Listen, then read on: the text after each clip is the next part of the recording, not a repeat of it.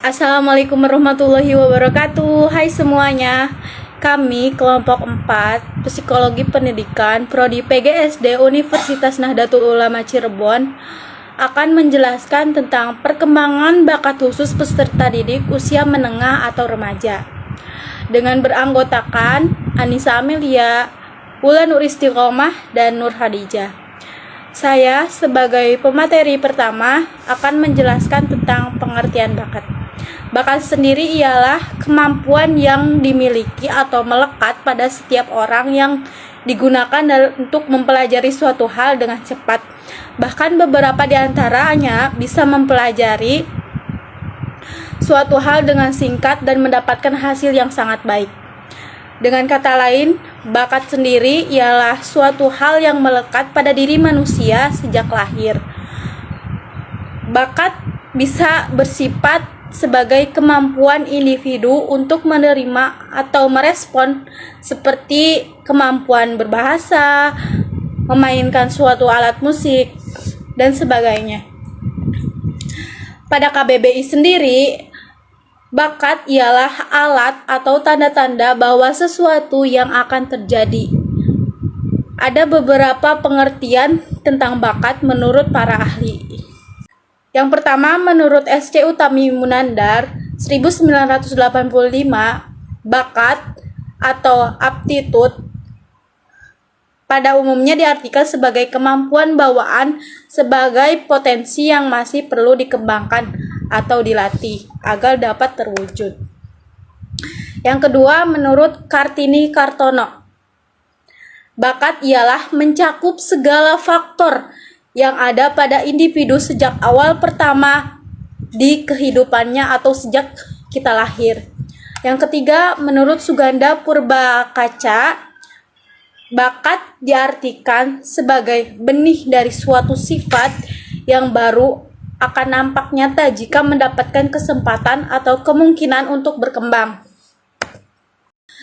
Yang keempat, menurut Dike Bigam dalam Nyonya Musono 1989, bakat adalah suatu kondisi atau serangkaian karakteristik dari kemampuan seseorang yang mencapai sesuatu dengan sedikit latihan atau khusus.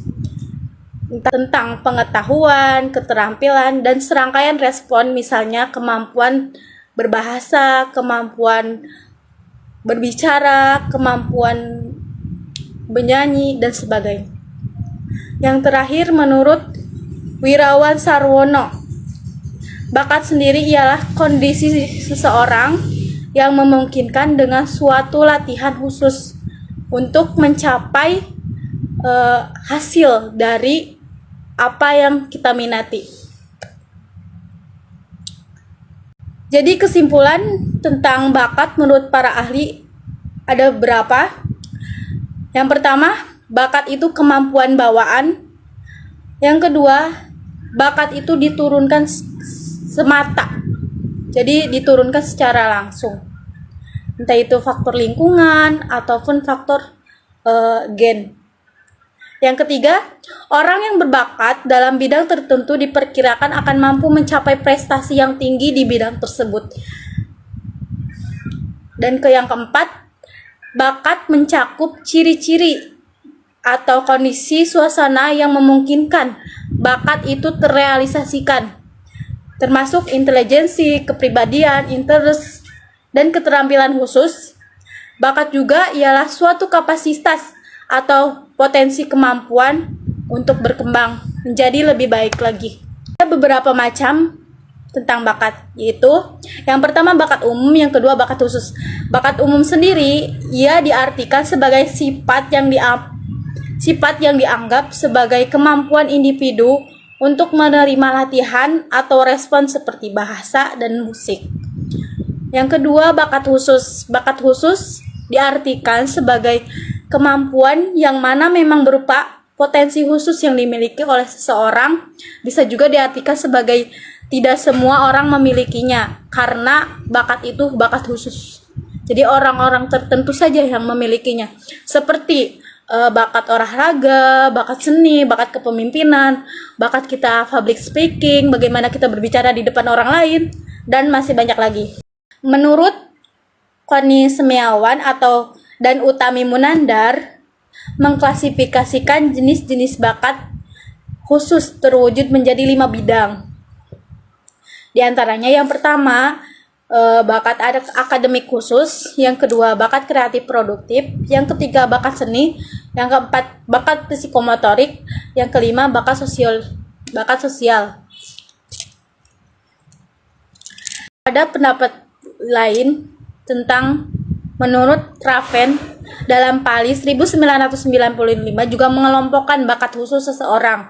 Yang pertama numerikal, yang kedua verbal, yang ketiga skolastik, yang keempat mekanik, yang kelima kerani, yang keenam tilikan, dan yang terakhir bahasa.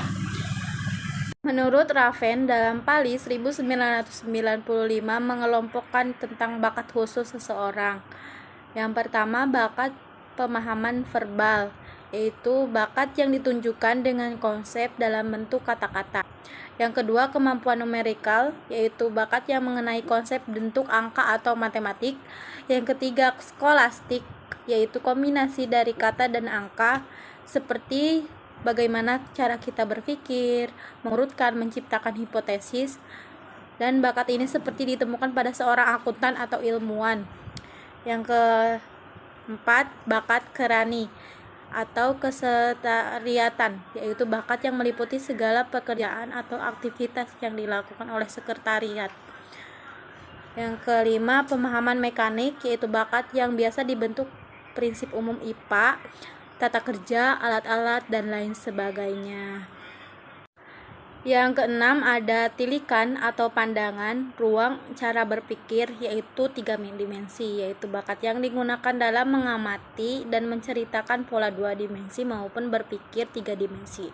Bakat ini biasanya membuat seseorang memiliki sifat peka, tajam, detail. Seperti bakat ini biasanya dimiliki oleh fotografer, artis, pilot, arsitek, dan profesi lainnya. Yang terakhir yang ke-7 yaitu bakat bahasa, yaitu bakat yang merupakan bakat penalaran atau analisis bahasa. Contoh bidang yang merupakan asal dari bakat ialah penyiaran, editing, dan hukum. Dan juga pada beberapa profesi seperti pramuniaga, jurnalistik, dan lain sebagainya. Mungkin lanjut kepada pemateri selanjutnya, saya persilahkan. Assalamualaikum warahmatullahi wabarakatuh. Perkenalkan, nama saya Wulan Rustikoma dengan nomor NIM 0501219555. Di sini saya sedikit menjelaskan tentang faktor-faktor yang mempengaruhi perkembangan bakat khusus siswa. Terdapat 2 variabel dalam perkembangan bakat siswa, diantaranya 1 variabel dalam diri siswa, yang kedua variabel dari lingkungan setempat. Poin pertama yang akan kita bahas adalah variabel dalam diri siswa. Terdapat beberapa poin juga di dalam variabel ini, diantaranya 1 interest atau minat. Minat seseorang akan berpengaruh terhadap pengembangan bakatnya. Seorang yang berminat terhadap hitung-menghitung berpotensi menjadi ahli matematika. Tes bakat tertulis yang terkenal adalah tes bakat diferensial. Ada 5 subtes tersebut, yaitu 1. Tes bakat verbal adalah tes bakat yang dipergunakan untuk mengungkapkan atau mengukur bakat seseorang dalam berbahasa melalui kata-kata. Yang kedua ada tes bakat numerikal. Tes bakat yang dipergunakan untuk mengungkapkan atau mengukur bakat seseorang dengan angka-angka. Yang ketiga ada tes bakat skolastik. Adalah tes bakat yang dipergunakan untuk mengukur bakat seseorang dalam mata pelajaran atau persiapan akademis dan sejenisnya. Yang keempat, tes bakat berpikir abstrak adalah tes bakat yang dipergunakan untuk bakat seseorang dalam memecahkan masalah, meskipun tanpa petunjuk kata-kata atau angka. Yang kelima ada tes bakat klerikal, adalah tes yang dipergunakan untuk mengukur bakat seseorang dalam memecahkan masalah. Setelah interest atau minat, ada juga motivasi. Rendahnya motivasi menyebabkan bakat tidak akan berkembang atau tidak menonjol. Jika kurang motivasi sedikit saja, sudah cukup menghilangkan semangat berlatih dalam diri anak tersebut. Selanjutnya adalah value. yaitu bagaimana seseorang memberi arti terhadap pekerjaan itu. Misalnya, bila seseorang memberi arti negatif terhadap pekerjaan musik, maka bakat itu juga menghambat untuk perkembangannya. Selanjutnya juga ada kepribadian anak. Kepribadian anak yang berkembang sesuai bakatnya akan memiliki kepribadian yang positif dan akan lebih baik dibandingkan dengan anak yang tidak berkembang sesuai dengan bakatnya. Selanjutnya, yang terakhir ada konsep diri. Ada pengaruh timbal balik antara kepribadian dengan konsep diri ini. Pada poin kedua adalah variabel-variabel dari lingkungan setempat yang mempengaruhi perkembangan bakat khusus.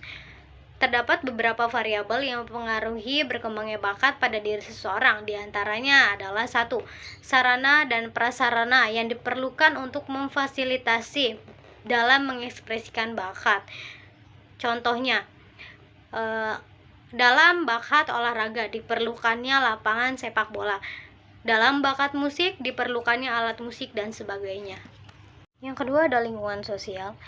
Proses sosialisasi, misalnya kebudayaan tertentu membentuk tingkah laku tertentu. Yang ketiga ada lingkungan edukasi. Pengembangannya melalui pendidikan formal, seperti sebagaimana diajarkan di sekolah. Yang keempat, besar atau banyaknya latihan. Yang kelima, hambatan-hambatan yang ada di dalam lingkungan, misalnya kemiskinan dan lain halnya. Yang keenam, ada kemungkinan untuk mengekspresikan atau mengutarakan bakat, misalnya apakah diberikan kesempatan latihan yang cukup. Yang ketujuh, usaha-usaha guru dan orang tua dalam mengembangkan bakat khusus juga sangat diperlukan. Ada beberapa cara untuk kita sebagai guru atau orang tua dalam mengembangkan bakat si anak. Di antaranya ada 1. Perkaya anak dengan macam-macam pengalaman dan membangun motivasi belajar. Yang kedua, dorong atau rangsanglah anak untuk meluaskan kemampuannya. Yang ketiga, bersama-sama melakukan kegiatan dengan anak. Yang keempat, berilah penghargaan atau pujian atas usaha yang dilakukan sekecil apapun usaha tersebut. Yang kelima, sediakanlah sarana yang memadai untuk perkembangan si anak. Selain itu, ada beberapa cara lain yang bisa dilakukan orang tua untuk pengembangan bakat adalah 1.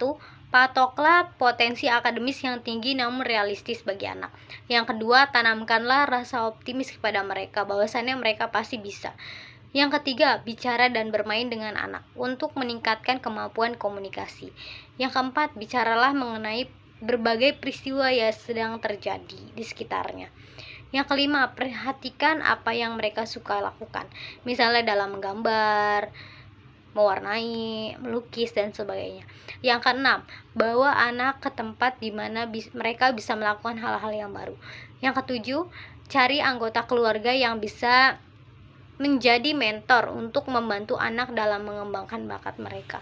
Mungkin sekian saja yang dapat saya presentasikan. Terima kasih. Wassalamualaikum warahmatullahi wabarakatuh. Baik, selanjutnya perkenalkan, nama saya Nur Khadijah dengan NIM 0501219033. Saya akan menjelaskan mengenai pendidikan anak berbakat di Indonesia. Pendidikan berbakat di Indonesia. Perlu kita ketahui bahwa keberadaan anak berbakat intelektual hanya 2-3% dari populasi.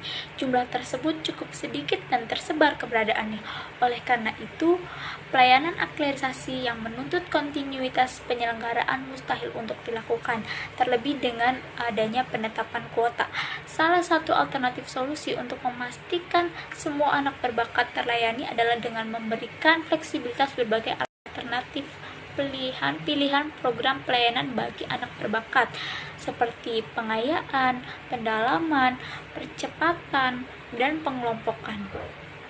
Pemaparan lebih lanjut tentang fleksibilitas program akan dipaparkan dengan membahas terlebih dahulu mengenai urgensi pelayanan bagi anak berbakat, penerapannya di Indonesia, dan permasalahan yang dihadapi, kemudian alternatif solusinya.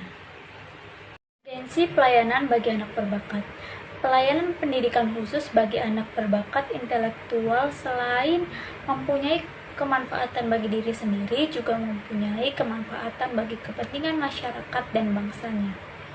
Pentingnya pelayanan pendidikan khusus bagi anak berbakat agar mereka dapat mengembangkan kemampuan dan ilmunya sehingga dapat melakukan inovasi-inovasi untuk membangun bangsa Indonesia menjadi bangsa yang lebih besar. Perjalanan pelayanan anak berbakat di Indonesia. Pelayanan anak berbakat intelektual di Indonesia sudah dilakukan dengan berbagai cara, dimulai dari pemberian beasiswa bakat dan potensi pada tahun ajaran 1975 kepada siswa SD, SMP, SMA, dan SMK yang berbakat dan berprestasi tinggi tetapi lemah kemampuan ekonominya. Kemudian pada tahun ajaran 1984 sampai 1986, pemerintah mengembangkan model program anak berbakat intelektual dalam sekolah perintis anak berbakat dengan memanfaatkan kelas-kelas yang sudah ada dengan cara kelas biasa ditambah dengan program pengayaan. Kemudian pada tahun ajaran 1999 dirintis program aklerisasi atau percepatan belajar. Kemudian sampai saat ini ya program aklerisasi masih banyak diperdebatkan. Karena apa? Karena proses pelaksanaannya yang tidak sepenuhnya terfokus pada anak berbakat. Program aklerisasi tidak cukup memberikan dampak positif bagi siswa berbakat untuk mengembangkan potensi intelektual yang tinggi. Penyebabnya adalah yang pertama, keberadaan anak berbakat hanya 2-3% dari populasi. Yang kedua, prosedur identifikasi yang menyimpang dari acuan dan kurang memperhatikan karakteristik anak berbakat sehingga banyak menjaring anak-anak yang bukan termasuk anak berbakat.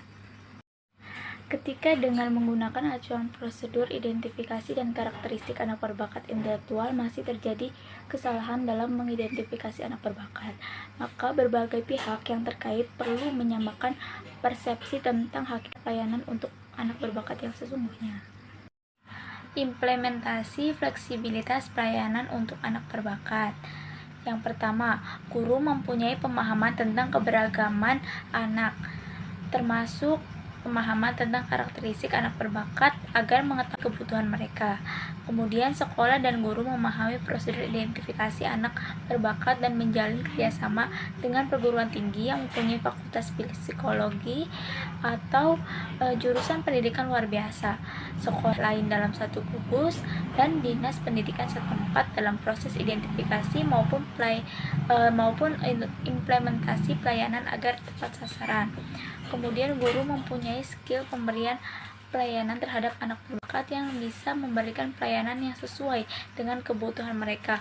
Fleksibilitas pelayanan kemungkinan anak berbakat mendapat pelayanan yang sesuai dengan kebutuhan mereka. Prinsip-prinsip dalam penentuan bentuk atau cara pelayanannya adalah sebagai berikut. Semua SD mempunyai sistem pelayanan terhadap anak berbakat. Kemudian jika diidentifikasi siswa prasekolah mempunyai kecerdasan yang sangat tinggi atau bisa disebut very superior, maka mereka bisa masuk SD pada usia dini atau lebih awal.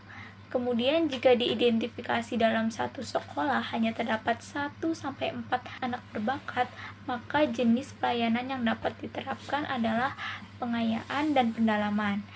Jika kecerdasan very superior, jenis pelayanan yang dapat diberikan adalah lompat kelas. Kemudian jika diidentifikasi dalam satu sekolah terdapat 5-20 anak berbakat, maka pelayanan dapat dilakukan dengan cara kelas khusus.